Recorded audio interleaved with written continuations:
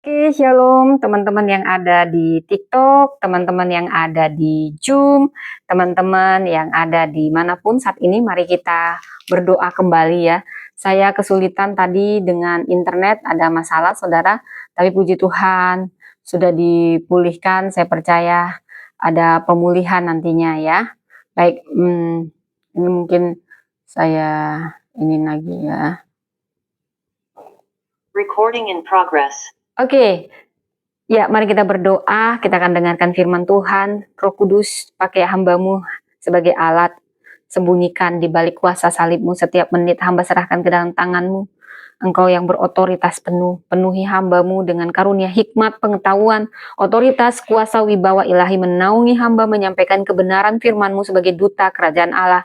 Dan Roh Kudus, Kau yang jamah dalam nama Yesus setiap orang yang mendengar, yang sakit disembuhkan, yang berbeban berat dipulihkan. Dan ada rema tiap orang. Kami bukan hanya pendengar, terutama pelaku firman. Jadi saluran berkat yang berdampak dimanapun. Di dalam nama Tuhan Yesus, tutup bungkus jaringan internet, tutup bungkus wifi, semuanya. Dan orang-orang yang mendengarkan kebenaran firman-Mu, nama-Mu dimuliakan di dalam nama Tuhan Yesus. Amin, amin. Apa kabar Indonesia? Apa kabar pulau-pulau? Semuanya yang ada di sini, Tuhan memberkati. Saudara, salam. Terimalah salam saya dari kamar saya, saudara ya. Ya. Saudara yang terkasih, saat ini kita membahas seorang perempuan yang luar biasa, dan setiap Natal dia perempuan yang akan selalu menjadi teladan bagi kita perempuan Kristen. Namanya Maria, Bunda Maria, Bunda Allah, di mana dia dipercaya, rahimnya dipercaya untuk melahirkan Mesias, Juru Selamat Yesus Kristus. Wow, saudara, siapakah Maria? Saya memberi judul firman pagi ini, dipilih dan diproses, lambang ketaatan dan anugerah. Saudara, Maria Ibu Yesus, tokoh yang paling penting dan disorot dalam narasi kelahiran Yesus Kristus. Saudara, terutama bila kita membaca dari Injil Lukas ya. Jadi ada Injil Matius, Markus, Lukas, Yohanes ya.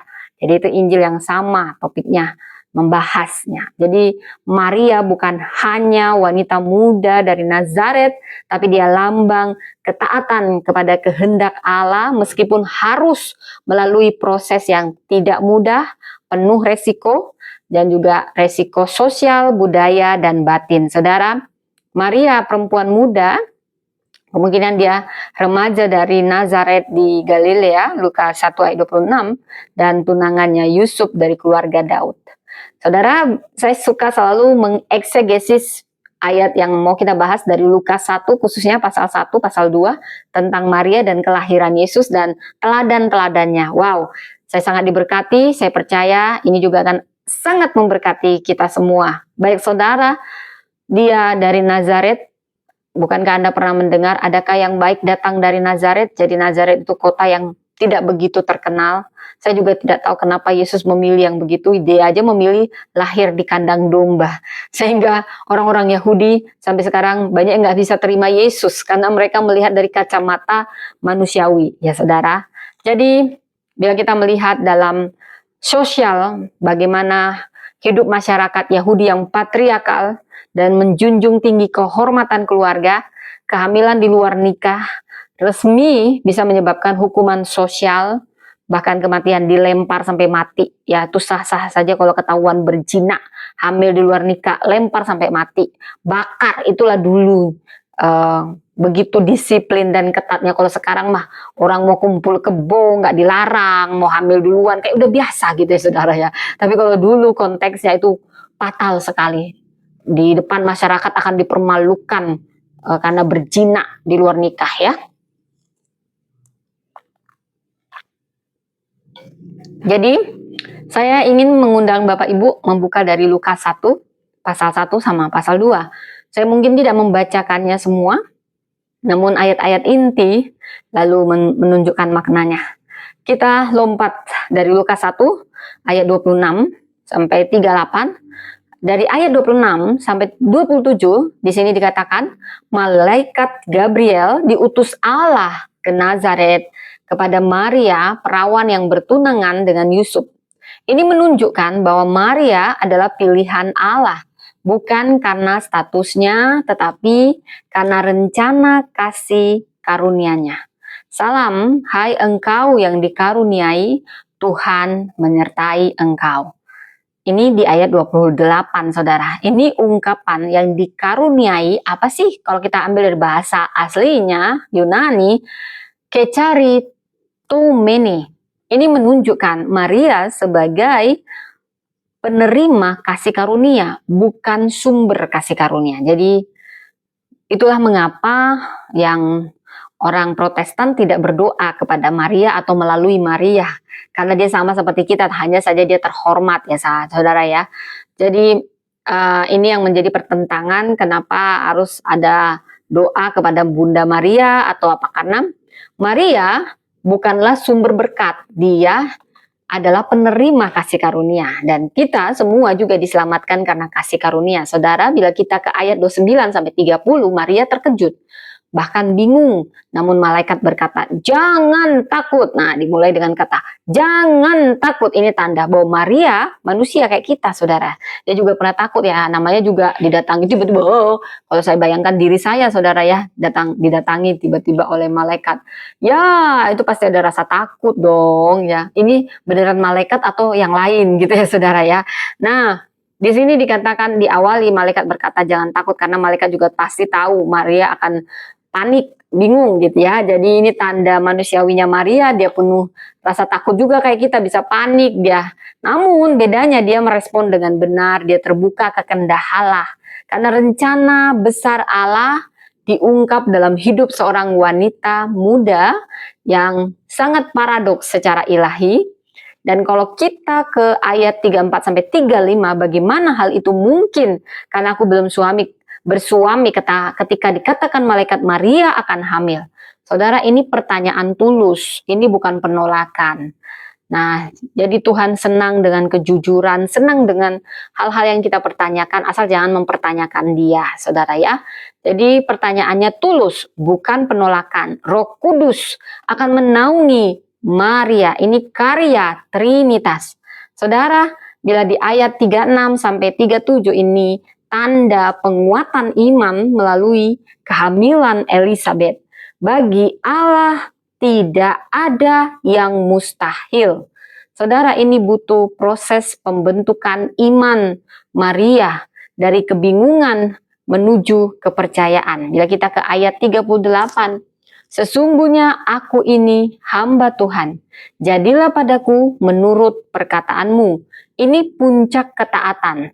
Ya, fiat Maria, imannya tunduk, dan juga imannya itulah yang membuka jalan inkarnasi. Wow, luar biasa. Kita lompat ke Lukas 1 ayat 39 sampai 56. Di sini kisah kunjungan kepada Elizabeth, dan di sini lahir kidung Maria yang begitu indah, mirip dengan kidung Hana, ibu Samuel. Saudara, ayat 39 sampai 45. Elizabeth menegaskan keajaiban yang terjadi dalam Maria. Jadi ada dua wanita yang saling beresonansi imannya, yang sama-sama bertemu dengan malaikat dan sama-sama akan hamil. Yang satu terlalu tua untuk hamil, yang satu terlalu muda. Artinya Tuhan mau memakai seluruh lintas generasi dalam karya rencananya yang besar. Allah tidak hanya memakai yang muda atau yang tua saja, tapi semuanya. Ya, Tuhan senang, bahkan anak kecil Tuhan pakai ya. Ini bagaimana Tuhan memakai setiap lintas generasi. Jadi waktu Tuhan memang yang terbaik dan caranya sangat perfect. Tuhan ditinggikan atas pujian iman Maria. Berbahagialah dia yang percaya. Saudara, iman itu percaya sebelum melihat. Kalau Anda percaya setelah melihat, itu bukan iman. Anda hanya menuntut bukti. Iman itu sulit dijelaskan, karena sesuatu yang Anda yakini sebelum itu terjadi, sesuatu yang Anda yakini bahkan sebelum itu, ya seperti wanita pendarahan, asalku jamah jubah jumbainya, aku pasti sembuh. Anda yakin sekali, itu bahkan menarik kuasa Tuhan. Iman, percaya sebelum melihat, yakin sebelum itu terjadi. Itulah iman, saudara. Jadi sulit ya dengan katanya bukti-bukti empiris atau apapun ya, saudara. Dan kalau kita membaca dari ayat 46 sampai 55 ada Magnificat. Ini kidung pujian Maria. Ini mengungkap teologi sosial dan spiritual. Peter, buka aja pintunya. Peter, buka pintunya. Dah, mana soalnya? Saya sambil ngomong anak ya, saudara. Ya, mana bukunya? Ya, mandi Peter. Jadi kalau kita masuk ke Lukas 2, khususnya ayat 1 sampai 7, saudara, ini kisah tentang kelahiran Kristus. Ya, di ayat 1 sampai 5, Yusuf dan Maria melakukan perjalanan ke Bethlehem karena sensus yang disuruh oleh pemimpin saat itu ya. Jadi Maria tetap setia. Saudara, dia udah dituntut, kamu ini perawan tapi harus hamil. Kamu belum menikah tapi harus hamil. Itu udah resiko. Sudah ada beban sosial. Dia hamil juga banyak bebannya, disuruh pindah-pindah. Bayangin saya pernah hamil, saudara, saya nggak kuat naik kuda atau apa ya. Ini naik unta, saudara. Perjalanan panjang lagi hamil tua. Maria punya banyak pengorbanan untuk melahirkan juru selamat ke dunia ini. Wow, ini juru selamat, ini Tuhan yang jadi manusia. Kok gitu sih Tuhan? Kok nggak ambil tempat yang nyaman aja? Ya lahirnya yang bagus-bagus lah, kalaupun nanti matinya di kayu salib. Apa sih yang sebenarnya harus kita pelajari dari kisah kelahiran Yesus? Yesus mau katakan, dia tidak pernah menjanjikan hidup yang mudah, karena dia juga ingin memberi teladan di setiap fase itu. Karena sebenarnya dalam tiap masalah, dalam tiap kesulitan, disitulah kuasa Tuhan sempurna. Saudara, bahkan Maria diuji terus, dia yang tidak tercelah, dia setia walau kondisi hamil sulit, dia harus menderita fisik, sosial, dan yang sangat mengibakan, juru selamat dunia itu lahirnya di palungan karena nggak ada tempat. Bahkan untuk tempat pun juru selamat tidak diberi tempat, saudara. Tapi seakan-akan bukan berarti Tuhan tidak tahu. Tuhan tahu, dia maha tahu. Dan saya tahu dia punya rencana kenapa dia harus lahir di kandang domba. Kenapa dia harus pilih palungan? Kenapa dia harus pilih Maria? Saudara, cara kita berpikir tentu jauh beda dengan Tuhan. Dia Tuhan. Dia Allah. Dia Allah yang maha besar, maha tahu, maha hadir. Dia bisa pilih tempat yang terbaik, hotel yang terbaik. Dia bisa buat karena dialah pemilik dunia ini. Kenapa dia pilih palungan, kandang hewan? Kenapa, saudara? Tidak ada kita yang bahkan serendah-rendahnya manusia. Mungkin saya baru tahu hanya Yesus yang lahir di palungan, saudara. Di kandang domba. Yesus juru selamat, Yesus Tuhan, Alfa dan Omega yang berinkarnasi jadi manusia 100% dan harus lewati prosesnya manusia. Mungkin banyak yang memperdebatkan ketuhanan Yesus hanya karena dia manusia, pernah jadi manusia. Kenapa manusia dituhan-tuhankan? Padahal sudah jelas dia Tuhan yang jadi manusia. Ya, dia berasal dari surga, tapi harus jadi manusia 100%. Namun sembari itu dia juga Tuhan 100%, tapi harus menahan dirinya, tidak menunjukkan keilahiannya secara sempurna. Demi apa? Demi kita. Itulah yang tidak bisa dipungkiri, kesetiaan Tuhan. Dan kerendahan hati yang harus menjadi cerminan kita. Peter, buka aja pintunya, Peter. Oh, buka. Ya maaf ya saudara, ada anak saya. Rencana Allah tergenapi justru dalam kondisi yang tidak ideal. Dan Allah kita adalah Allah yang simbolnya kasih, kerendahan hati, dan kemuliaan tersembunyi. Allah kita maha tahu. Dia sengaja memilih. Peter, buka pintunya. Dia sengaja memilih. Mohon maaf saudara, anak saya harus diulang-ulang. Dia kurang fokus. Jadi, tapi dia akan fokus ya. Jadi ya ada yang bertanya, ada juga yang ya kalau mau nggak suka ya nggak usah ya. Yang jelas Tuhan Yesus adalah Tuhan. Anda suka atau tidak, kebenarannya Yesus adalah Tuhan yang pernah jadi manusia demi menyelamatkan manusia. Baik saudara, jadi rencana Allah tahu dia akan lahir di kandang domba. Dia yang pilih, dia bisa pilih di tempat mewah, tapi dia yang pilih. Saya mau lahir di kandang domba. Kenapa? Karena dia mau menjamah setiap yang hina jadi mulia. Itulah bedanya Tuhan dan manusia. Karena apapun yang disentuh Tuhan, aib disentuh jadi anugerah, tempat yang hina jadi mulia. Karena Tuhan mau menunjukkan dalam kondisi yang parah, yang tidak ideal, maka kemuliaan Tuhan makin nyata. Wow, saya terpesona. Terpesona, ku kan kasih karuniamu Tuhan. Jadi semua bisa datang dari kalangan yang paling hina, rendah, merasa paling rendah, paling hina. Tuhan sudah ada di titik terendah untuk menjangkau semuanya. Kasih karunia Tuhan bisa menjangkau apapun yang paling hina, paling rendah, paling terkutuk, karena memang Dia mau datang mengubah kutuk jadi berkat, hina jadi mulia, memberi pembebasan, memberi kemenangan. Oh Yesusku, Engkaulah Raja Damai, Raja Damai. Kau datang ke dunia, selamatkan manusia. Kaulah Allah yang kupuja, Kaulah Tuhan yang kusembah. Ya saudara, kalau nanti kita nyanyi nggak selesai-selesai ya. Jadi kita kembali kepada Lukas 2 ayat 8-20. Bagaimana gembala mendapat kabar. Kenapa Tuhan memilih gembala yang duluan dapat kabar, saudara? Dan gembala akan menjadi simbol, yaitu Tuhan kita. Ya, Tuhan Kau gembala kami. Kami ini umat-Mu. Ya, jadi Tuhan adalah gembala ya saudara ya. Tuhan gembala yang amat baik, dan Dia memilih gembala-gembala datang ya saudara. Semuanya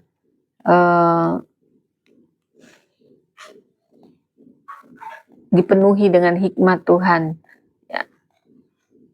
Oke, saudaraku yang baik ada yang di YouTube ada pertanyaan, jadi mungkin juga di TikTok ada banyak pertanyaan, juga ada di Zoom ya.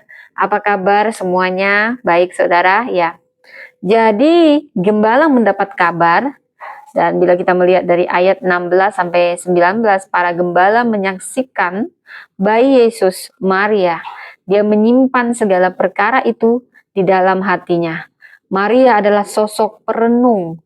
Dia menyerap peristiwa ilahi dengan kedalaman spiritual. Jadi di sini ada penyunatan dan penyerahan Yesus. Lukas 2 ayat 21-38. Dan di ayat 25-35, Simon menubuatkan pedang akan menembus jiwa Maria. Ini petunjuk awal bahwa menjadi ibu Mesias akan membawa rasa sakit, saudara. Wow, banyak sekali pengorbanan Maria ya. Dan bila kita melihat Lukas 2 ayat 41-52, Yesus di bait Allah. Saudara, ayat 48-51, Maria dan Yusuf mencari Yesus. Maria menegurnya, tetapi Yesus menyatakan bahwa Dia ada di rumah Bapaknya. Maria belajar menjadi ibu bagi anak Allah dengan perasaan campur aduk antara kasih, rasa kehilangan, dan pemahaman yang bertumbuh.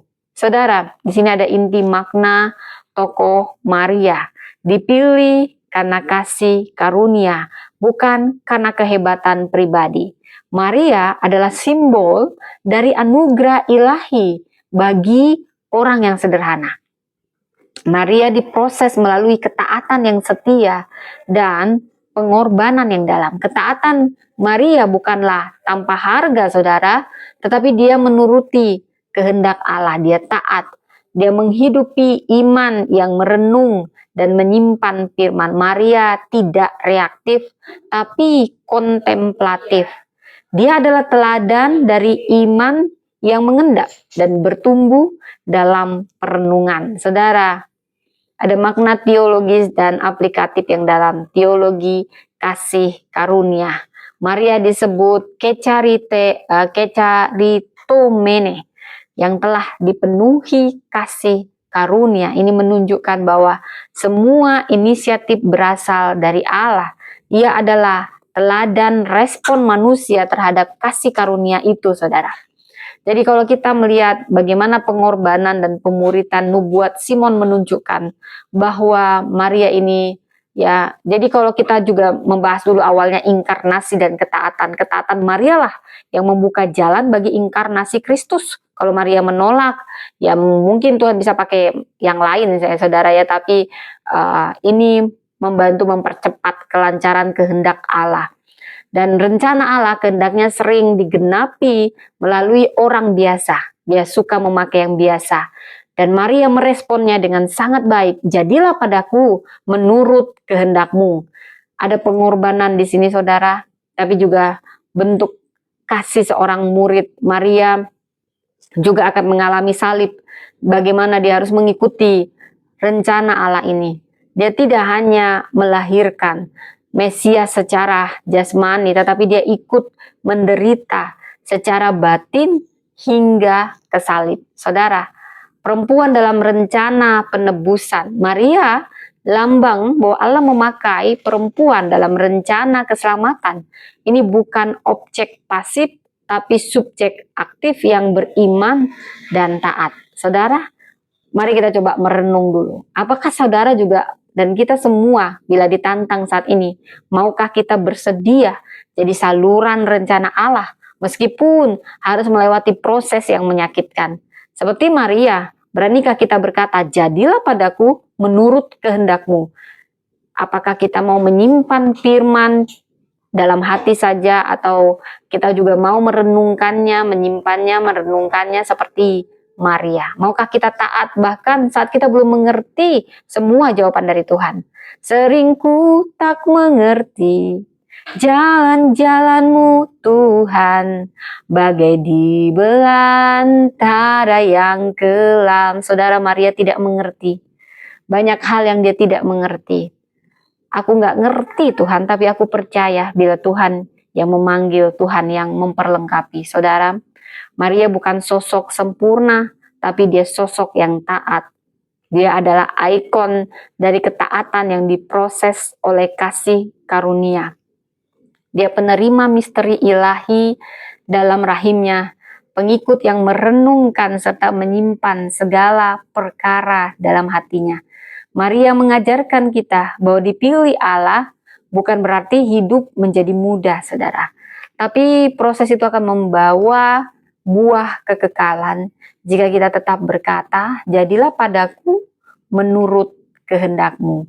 Wow, saudara, kita akan membahas bagaimana Maria dipilih, diproses, dan dialah perempuan yang penuh dengan rahmat, mengandung rahmat. Dikatakan, jadi ayat kuncinya Lukas 1 ayat 38. Ketaatannya itu yang begitu perfect, saudara. Sesungguhnya aku ini hamba Tuhan.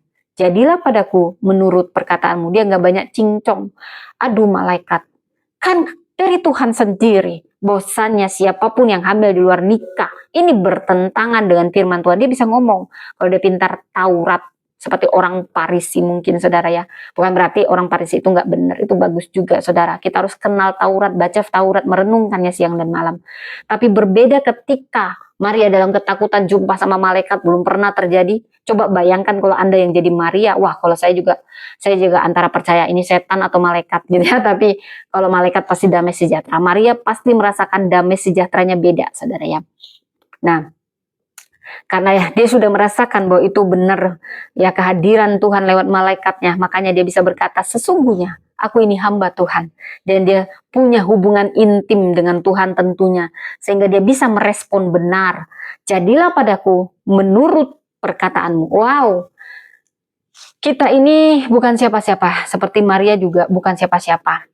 Dia sederhana dari Nazaret, kampungnya sederhana, nggak terkenal, dan dia hanyalah tunangan Yusuf. Maria bukan sekedar cerita biasa, saudara. Dalam diam, surga menatapnya di balik kesederhanaannya. Allah melihat hati yang rela, jiwa yang terbuka, dan rahim yang bersedia mengandung rencana ilahi. Saat malaikat datang, Maria terkejut. Wajahnya pucat, hatinya gemetar. Dikatakan, salam, hai engkau yang dikaruniai. Kata sang malaikat, Tuhan menyertai engkau. Ini salam surgawi yang mengguncang seluruh hidup. Bagaimana bisa? Bagaimana mungkin? Dia belum bersuami, tapi kabar itu terlalu besar untuk ditolak. Dia akan mengandung sang Mesias, bukan dari benih manusia, tapi dari Roh Kudus sendiri. Dan Maria menjawab, maka dunia pun berubah. Sesungguhnya aku ini hamba Tuhan, jadilah padaku menurut kehendak-Mu. Jadi bukan sekedar kata, ini jawaban iman yang membuka jalan inkarnasi. Jadi suara perempuan yang tidak dikenal sejarah namun diabadikan oleh langit. Ketika dipilih itu berarti harus siap diproses, saudara. Dipilih Tuhan bukan berarti jalan jadi mudah. Dipilih justru harus siap diproses, dan Maria tahu tubuhnya akan hamil maka berubah, berat akan berubah, dan yang paling bebannya adalah beban sosial, orang-orang yang akan menyalahpahami dia, tunangan dan keluarganya juga yang akan benci sama dia, tetangga yang mulutnya lebih tajam dari tajam silet harus menghakimi dia. Dia sudah siap dengan resiko itu. Dia tahu ini akan beresiko besar, saudara.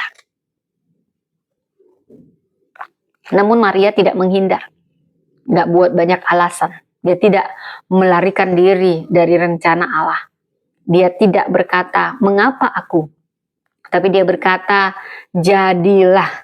Dalam diam, Maria mengandung bukan hanya bayi, tapi juga janji, saudara. Dalam sunyi, Maria bukan hanya menyimpan rahasia surga, tapi luka yang tidak semua bisa mengerti.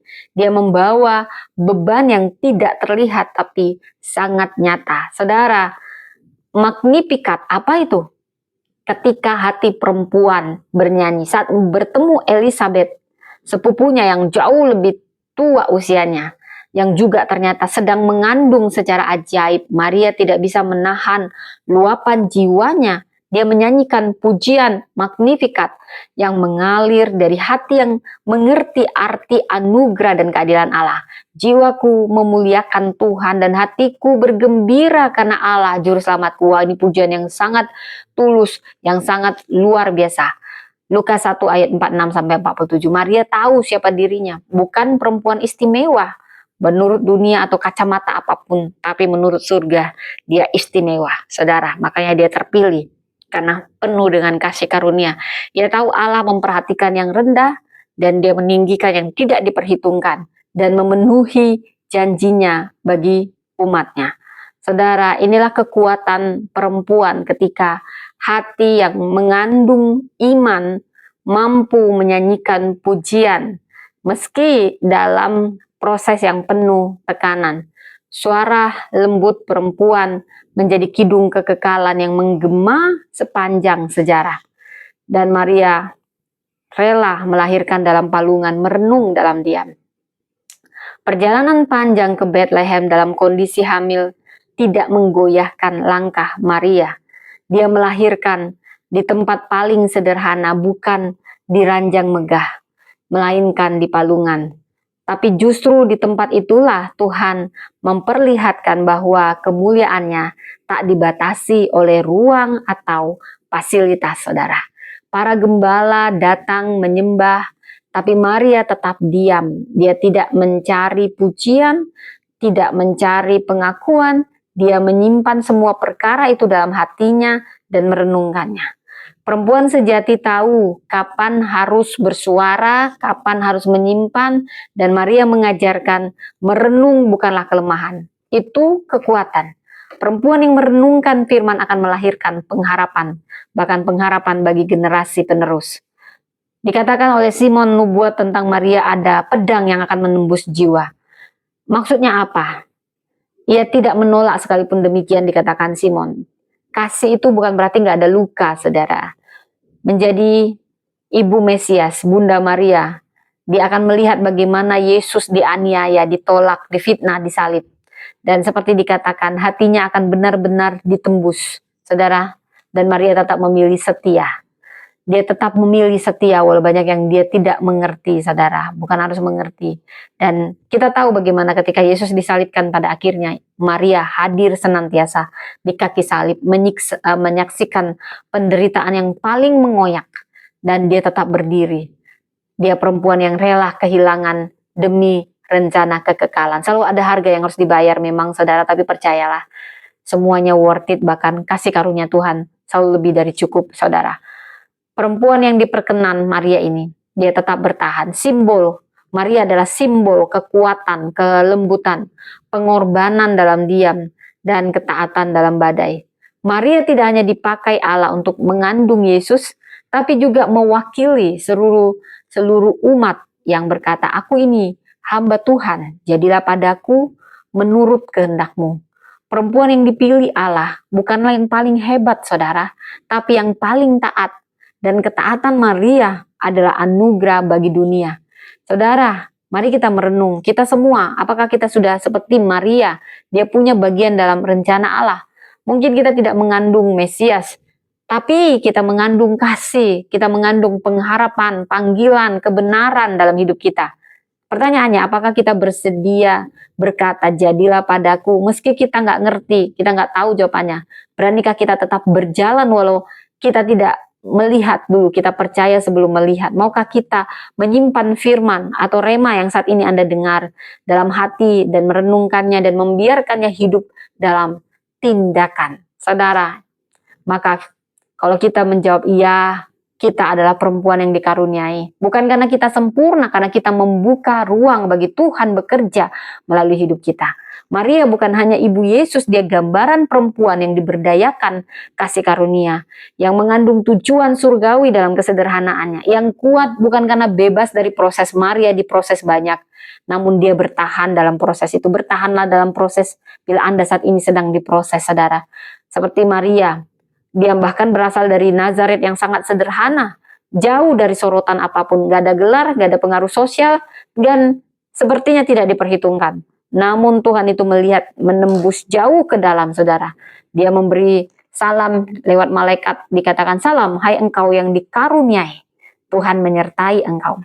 Maria, lambang perempuan biasa yang mengalami perjumpaan luar biasa, dipilih bukan karena kelebihan, tapi karena ketaatan. Maria, gambaran perempuan yang rela dibentuk, diproses dalam tekanan, namun dia tetap taat. Ketaatannya ini luar biasa, sekalipun dia tidak paham semua. Dari sini kita belajar, dipilih dan diproses bukan karena kita sempurna, tapi kita mau berserah. Anda dipilih Tuhan bukan karena Anda sempurna, tapi karena Anda mau diproses dengan hati yang berserah. Lukas 1 ayat 30-38. Maria diberitahu bahwa ia akan mengandung Mesias. Dia tidak langsung mengerti, bahkan dia takut, tapi di tengah ketakutan dan ketidaktahuan ia berkata, sesungguhnya aku ini hamba Tuhan, jadi padaku menurut perkataanmu. Saudara, kita ini dibentuk seperti tanah liat dibentuk di tangan penjunan. Seperti Maria membiarkan dirinya dibentuk walau dia nggak ngerti. Saudara, tidak masalah Anda tidak mengerti, tapi katakan, bentuk aku Tuhan seperti yang kau ingini. Karena aku tidak mengerti, kau tahu yang terbaik buatku. Tuhan tidak panggil yang sempurna, tapi percayalah Tuhan menyempurnakan yang dia panggil, yang mau diproses dan yang mau taat. Saudara, kita semua mungkin merasa tidak layak, terlalu lemah, terlalu rusak, terlalu biasa saja. Tapi kisah Maria membuktikan bahwa yang dibutuhkan adalah hati yang berkata, jadilah padaku. Tuhan tidak mencari yang siap, saudara, tapi yang bersedia dibentuk. Tuhan tidak mencari yang mampu, tapi yang mau, saudara. Dan yang kedua, diproses lewat ketidakpastian dan diperkuat oleh janji. Saudara, Lukas 1 ayat 46-55. Maria menyanyikan Magnificat, pujian yang muncul bukan dari tempat nyaman, tapi dari hati yang percaya pada janji Allah. Dia tahu bahwa kehormatan dipilih juga datang dengan resiko dijauhi, dicurigai, bahkan diderah rasa malu. Saudara, dari sini kita belajar perempuan dan siapapun kita yang mengandung janji Tuhan walaupun kita tidak paham. Seperti Maria mengandung Yesus. Kita punya panggilan kita masing-masing. Sekalipun kita nggak mengerti, percayalah. Terkadang hal yang paling kudus itu tidak langsung dimengerti memang. Tapi harus dijaga sampai waktunya genap. Dan inilah pentingnya kita ada di komunitas yang saling menguatkan. Karena janji Allah itu butuh waktu dan proses. Mari belajar seperti Maria, dia menyembah di tengah ketidakpastian, saudara. Janji Tuhan bukan untuk dipahami dulu, tapi diimani dulu. Janji Tuhan bukan untuk dipahami dulu, tapi diimani. Iman melihat, percaya sebelum melihat. Wow. Dan yang ketiga, diberi anugerah untuk menanggung amanah. Lukas 2 ayat 34-35. Nubuat Simon kepada Maria, pedang akan menembus jiwamu sendiri. Maria menyimpannya dalam hati. Maria ada di kaki salib menyaksikan putranya Yesus Kristus tergantung di kayu salib, disiksa. Maria tidak lari. Maria tidak protes. Maria tetap tinggal. Ini kekuatan anugerah Tuhan di dalamnya. Dan ini juga saya doakan kita terima, yang akan menopang kita di saat semua terasa tidak tertopang. Anugerah Tuhan tidak melenyapkan luka, tapi menopang kita di tengah luka. Anugerah Tuhan akan menopang kita kuat di tengah luka. Saudara, banyak perempuan memikul amanah besar. Banyak perempuan yang mungkin jadi ibu tunggal, istri dari suami yang sulit, pemimpin, pelayanan. Tapi Maria memberi kita teladan untuk tetap setia. Karena anugerah senantiasa akan menopang kita. Anugerah bukan perisai dari luka, tapi inilah kekuatan untuk bertahan di tengah luka. Dari yang kita bahas ini, sesungguhnya aku ini hamba Tuhan, jadilah padaku menurut perkataanmu. Lukas 1 ayat 38, saudara. Maria, wanita yang dipilih, diproses, dan diperkenan. Dia memberi kita 7 teladan, saya akan paparkan. Teladan penerimaan panggilan Allah dalam kerendahan.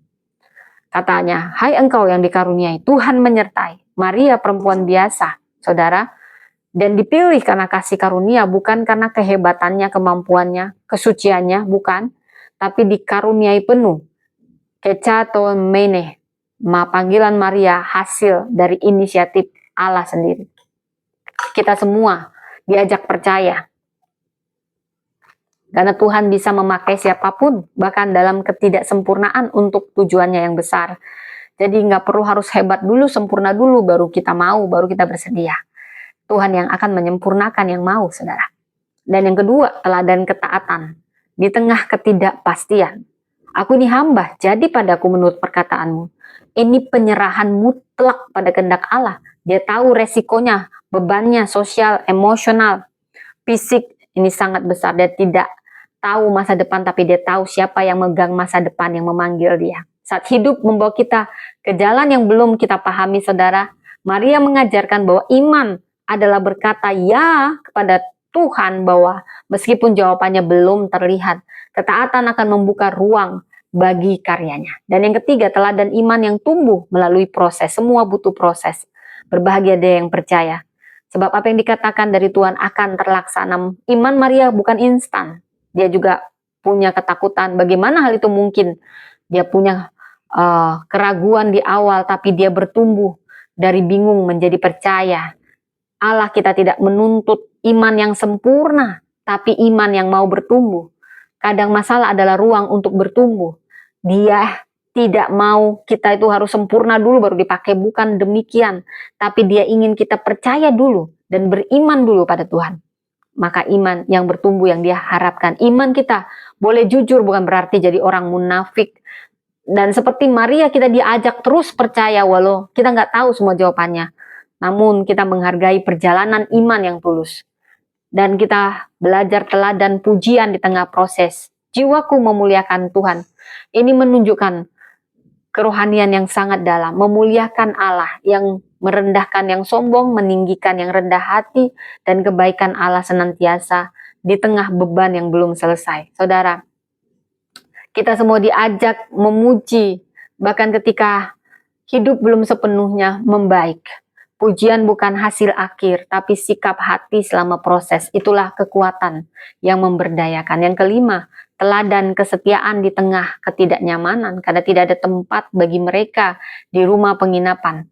Maria tetap berjalan bersama Yusuf ke Bethlehem, menempuh perjalanan berat dalam kondisi hamil tua, dan melahirkan tempat yang sangat tidak layak. Dia lahir di kandang domba, tapi Maria tidak mengeluh atau menuntut. Dia setia. Dia bilang, mungkin dia nggak nuntut, aku ini sudah mau hamil di luar nikah, disalahpahami, masih juga lahir di kandang domba begini, melahirkan pakai unta. Dia nggak pernah mengeluh, saudara. Dia setia. Tuhan tahu hatinya yang begitu tulus. Hati yang tulus seperti merpati, hanya Kau yang memiliki.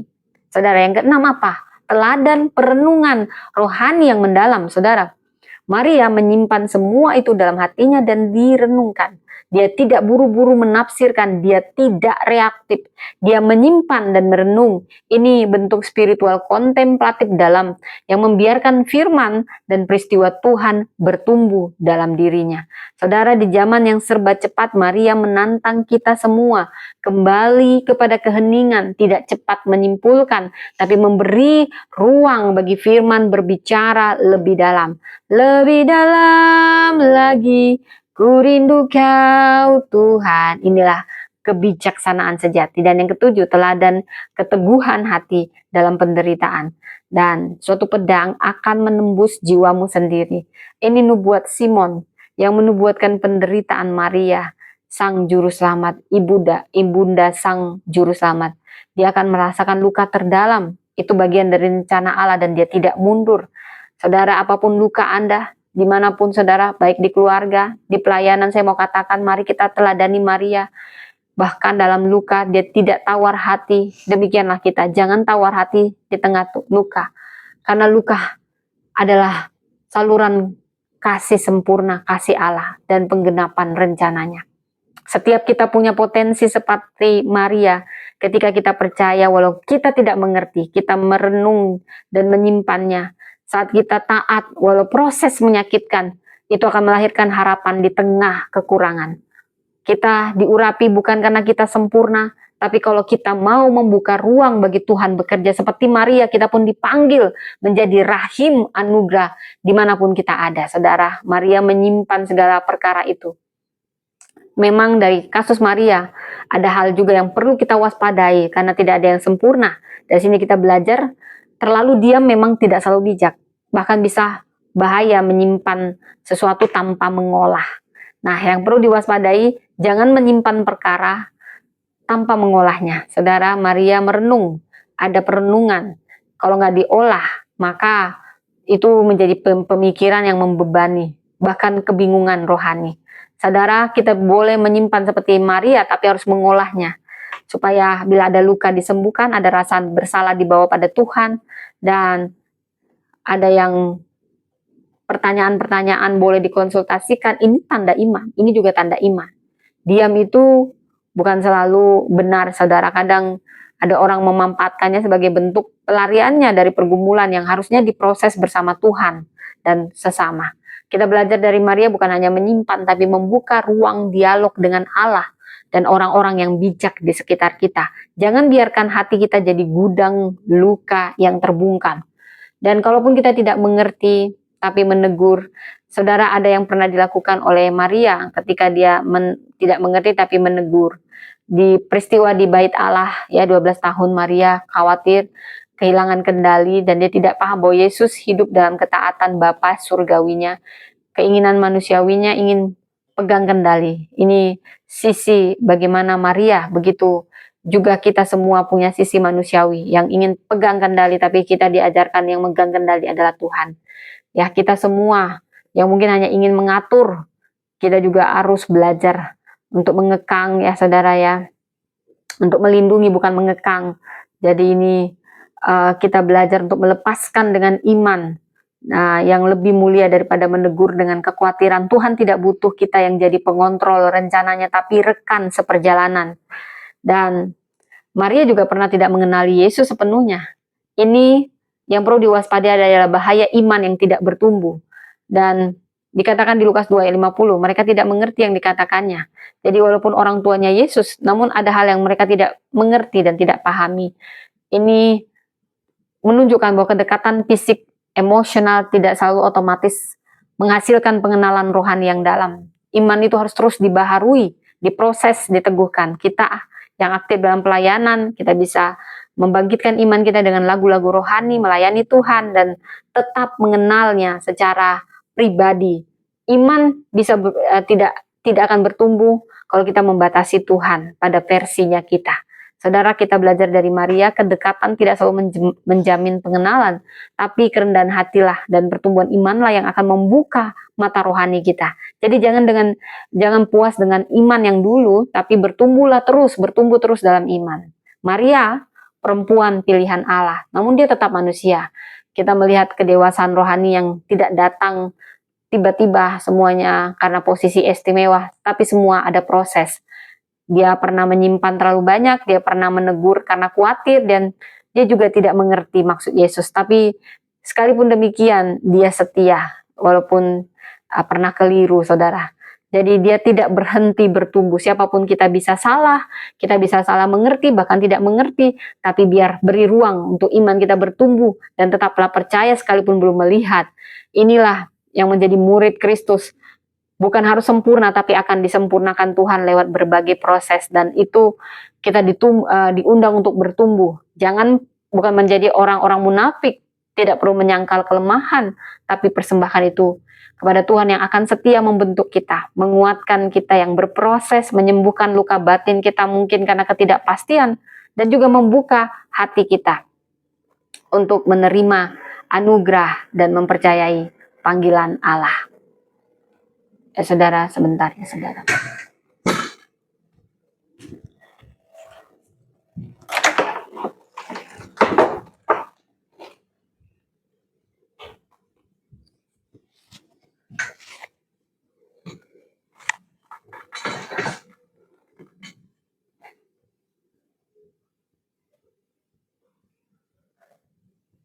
Ya.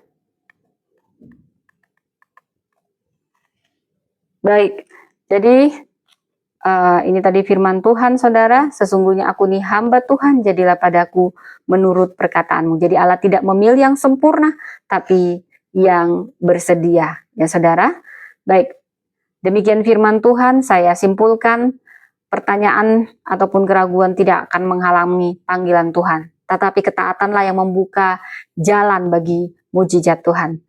Walaupun tidak dimengerti, tapi tetaplah percaya. Mari kita teladani Maria. Mari kita berdoa. Terima kasih Tuhan untuk firman-Mu yang luar biasa membimbing kami Tuhan. Kami mau Kau ajari seperti Maria supaya kami bisa melahirkan sesuatu yang kekal. Kami dipilih juga diproses. Kami walaupun janji-Mu tidak bisa kami pahami, tapi kami mau mengimaninya lebih dulu. Kami mau diingatkan bahwa anugerah-Mu bukan perisai dari luka, tapi kekuatan untuk bertahan di tengah luka. Kau tidak mencari yang mampu, tetapi yang mau. Dan janji-Mu bukan untuk dimengerti, tapi diimani. Ajari kami seperti Maria, Tuhan. Sebab siapapun yang merasa tidak layak, Tuhan, Engkau yang kiranya kasih karunia-Mu yang menghampiri untuk mendahului kemampuan. Karena siapapun yang Kau pilih, Engkau sediakan kekuatan. Terima kasih Tuhan untuk kebaikan-Mu, untuk kasih karunia-Mu yang amat besar. Terima kasih, Kau tidak menunggu kami sempurna, tapi memilih kami karena kasih karunia-Mu yang bekerja. Dan Kau selalu menyertai kami. Terima kasih. Tuhan katakan, aku memilih-Mu bukan karena kekuatan-Mu, tapi ketaatan. Bukan karena kehebatan, tapi hati yang berserah. Dan Tuhan akan mempercayakan panggilan besar. Dia melihat setiap air mata dalam sunyi, jerit hati yang tidak terlihat. Kasih karunia Tuhan sedang mengaruniamu.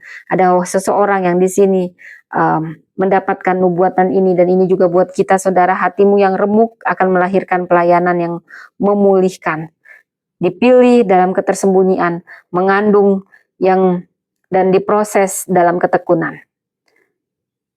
Apa yang Kau buat bukan hanya sekedar pelayanan, tapi rahim rohani, tempat Tuhan membentuk setiap generasi yang menyala dalam kasih karunia. Karena itu berdirilah dengan keberanian di dalam nama Tuhan Yesus. Ini kata janji profetik saudara yang saya dapat ketika saya berdoa, bahwa ada 7 saudara. Tuhan akan memperluas pengaruh-Mu melebihi bayangan-Mu, dan tiap pelayananmu yang lahir dari air mata akan menuai jiwa-jiwa. Kau akan jadi suara yang membangunkan perempuan yang tidur rohani. Rahasia dalam hatimu akan menjadi perbendaharaan firman bagi banyak orang. Kuasa Roh Kudus akan menyelubungimu untuk mengandung pewahyuan baru. Engkau akan menjadi mentor bagi ibu-ibu rohani masa depan. Dan Tuhan akan menjadikan namamu dikenal bukan karena popularitas, tapi karena pengaruh surgawi.